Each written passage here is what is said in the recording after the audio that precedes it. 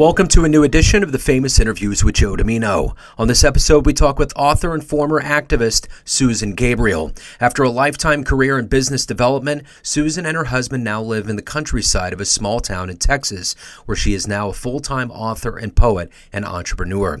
She loves sharing her experiences as a parent, author, mentor, coach, and business leader. Susan is the author of the best-selling book, Wheels of Injustice, Saving My Child from the Child Savers, a heart-tugging memoir about her crusade against an out-of-control child protection system that takes away her daughter and falsely accuses her husband of abuse. She has also published the first in a series of children's books. Susan recently assembled an eclectic group of 6 creative experts with a company called Soul Sonshine, helping authors make the books they dream about come to life. She has a great story. Enjoy this interview. First and foremost, Susan, thank you for taking a minute. And before we get into your life as an author and former activist, you know, COVID played different roles in all of our lives the last 3 years, and I'm curious how you survived it and how it's changed the way that you live your life now and conduct business. I think it probably gave me the opportunity to be who I am, which is an introvert. So it really didn't bother me that much to be isolated to some extent. I have a husband, so I'm not completely alone. I have dogs, so, you know, that helps. But what really happened, I think that was unusual maybe, was I met a lot of people online that I became friends with. And in fact, not just friends, but we started a business together, a publishing business. So that was exciting to me, and it all came about in a very unusual way. Mostly because of my love of the arts and poetry and writing, all of the things like that are creative. I got the idea one day. I've written a lot of poems, and that happened also through the era of the COVID isolation. And I thought one day, wouldn't it be fun to publish my poems and have a different artist for each poem? And I love art. I thought that would be fantastic.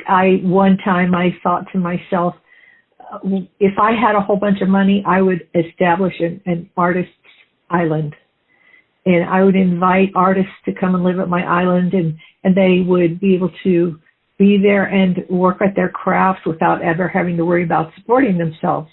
That's always been kind of a really bizarre, weird dream of mine. But I got in touch with artists. I put this out on Facebook that I was looking for artists to help illustrate my book of poetry. And I thought, well, I'll get a few that will work. But I ended up with 143. Wow. So 143 artists from 28 different countries. And wow, that's impressive. It was absolutely amazing. And, you know, I had got this feeling that this was sort of being led. I'm a Christian, and it felt like I was being led by God to do this. And I also felt like he was saying, pay attention to the process. And I thought, well, that means slow down. That means, you know, not drive towards the goal, but to pay attention to what's happening during the process. So I did, and I started to become acquainted with some of the artists that I had selected to work on my poems, and we became friends. We became close friends, and then we started talking about maybe, you know, having this publishing company together and working together, maybe publishing children's books with illustrations. So it just evolved. It grew organically, I guess, as they say. And I now have about 12 people that work together with me, and they have all different kinds of skills. It was really interesting the way it all happened. You know, whenever I would start to think to myself, you know, I really need a bookkeeper, then suddenly a bookkeeper would appear. And I would think, you know, I really need somebody I'm an introvert. I need somebody with a more outgoing personality an extrovert that's, maybe has some sales background. Next thing you know, I got someone exactly like that. And we still are virtual. None of us have met any of the others. 3 of them live in Nigeria. 1 lives in Sri Lanka, 1 in Philippines, and the rest in the United States. So we've never met. We meet twice a week, once virtually with a video call and once in a group chat, although we have a group chat that just runs all the time. So anytime we feel like, we want to chat with somebody, we just jump into the group chat. So we stay in touch very close with each other, and we know what's going on in each other's lives. We pray for each other. I know right now that my webmaster's daughter, who's only almost 3 years old, has malaria, and they live in Nigeria. So I've been praying for the little girl. She's a real sweetheart. And again, I've never met them, but it's something that's really been close to me and important for me. So I guess in a lot of ways, the COVID isolation was a blessing. So let's go back in your life where you were born and raised and how some of these seeds got planted in you to become an author and to live the life that you are now.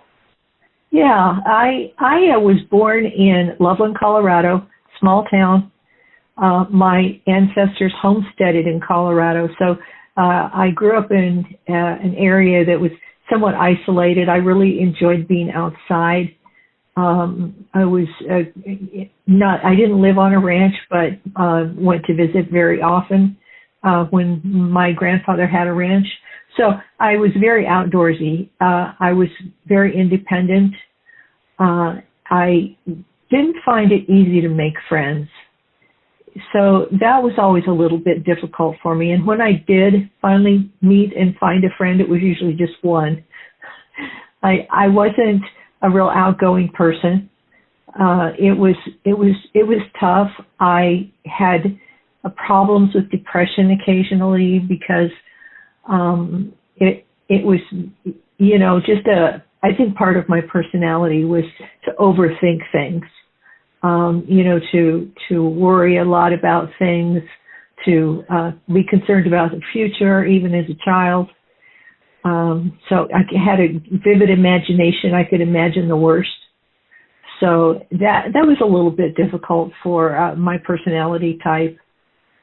I grew up it was a very conservative town back in the 60s.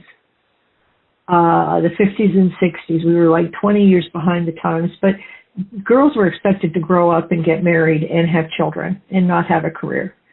I went to college, though, for 1 year. I majored in art because I love art so much. My parents talked me out of it.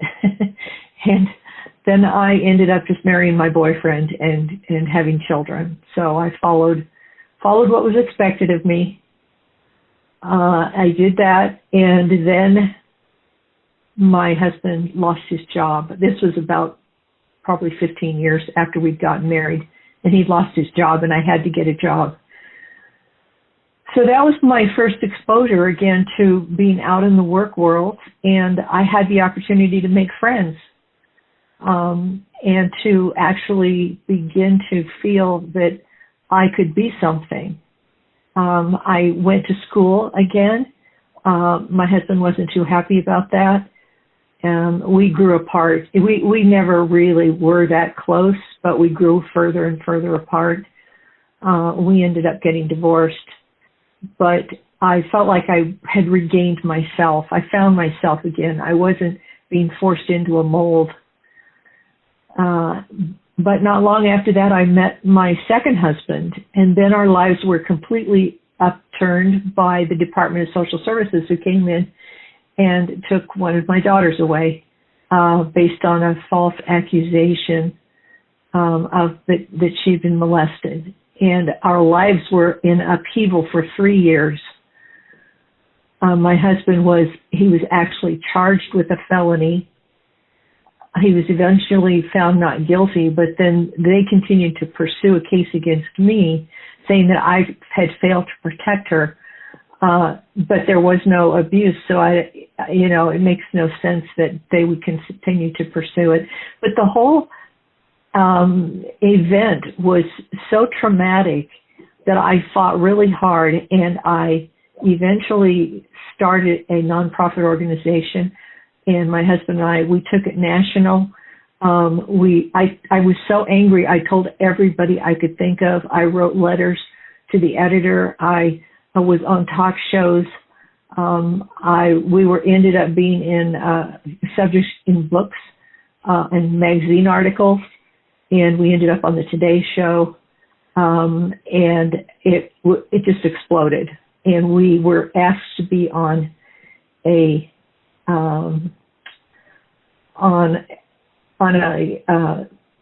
team to redo the laws, the child abuse laws. And so my husband and I served on that team, and we came up with quite a few recommendations, and they were adopted, and then some of the other states also took those on. I started writing a book about this, and I didn't get very far because I was so traumatized by the whole situation. I was reliving it while I was writing the book. So I had to stop, and I put everything away. And then we just lived our lives and went back to normal. We moved to Texas from Colorado not long after that, which was great because I was anonymous then. I really felt the need to go back to being who I was as far as an introvert in an anonymous way. I really needed the rest from all of the exposure and the notoriety that had come to me as I was being so vocal about what had happened to us. So I ended up with a manuscript that was never finished until about 2018. I happened to meet someone online who was from Nigeria. He was very interesting to chat with, and he started asking me a lot of questions about my life and was very interested to see how Americans lived. And I started writing him emails about, he was a young man in his early 20s. So I wrote to him and told him all about my life and what my life was like when I was in my 20s and 30s and all of the events that had occurred. And he kept telling me I needed to write a book about it. And I said, well, I started a book. He said, well, finish it. And I thought, well, I don't know. I don't even know if I still have the manuscript. And then one day I was cleaning the garage and I found the manuscript. I had no idea that I still had it. So he kept urging me to write a book about my experiences. And he said, I bet you can't possibly finish this book. You talk about it all the time, but you never would finish it. So I had to finish it. At that point, he challenged me, and I had to finish it at that point. So I got busy and wrote the book. I ended up coming up with a way to publish it. And then I read the book again, and I decided I didn't like it very much. So I rewrote it, and I published it again about a year later. And then I read it again, and I thought, I can make this better. So then entered the second edition. So then I had one more edition of the book, and that's the book that is now out on the market, and that's the one that became a bestseller. What's been one of the best responses you've gotten from the book? I have gotten several wonderful responses, reviews, people contacting me, telling me that they were really touched by my story, that it made an impact on them, that they felt like there were many different ways that I had touched them. One way was, for example, my personality. They could really relate to my personality and things that I went through because of some of my little personality quirks. Some other people talked about how they were very moved and touched by how God had stayed faithful in my life, even though I got to a point where I tried to kill myself, where I decided I wasn't going to believe in God anymore. You know, I had a real rocky relationship and came out of it with a positive outcome and trusting God again. So that touched a lot of people. It touched other people in the situation that I went through, having my child taken away. Some people have gone through situations that were similar, so they felt, like someone understood what they were going through. So with that being said, we draw strength from so many sources. Who's been a role model or a hero for you that's consistently given you, strength and hope? My husband has been a really good pillar of strength for me. My second husband, he's always been there for me. There was one point where I went crazy. I was given a medication that was, and it was a medication that did not fit well with my chemical makeup of my body, my system. And my personality, I just went off the rails. And I ended up leaving him, divorcing him, marrying someone else.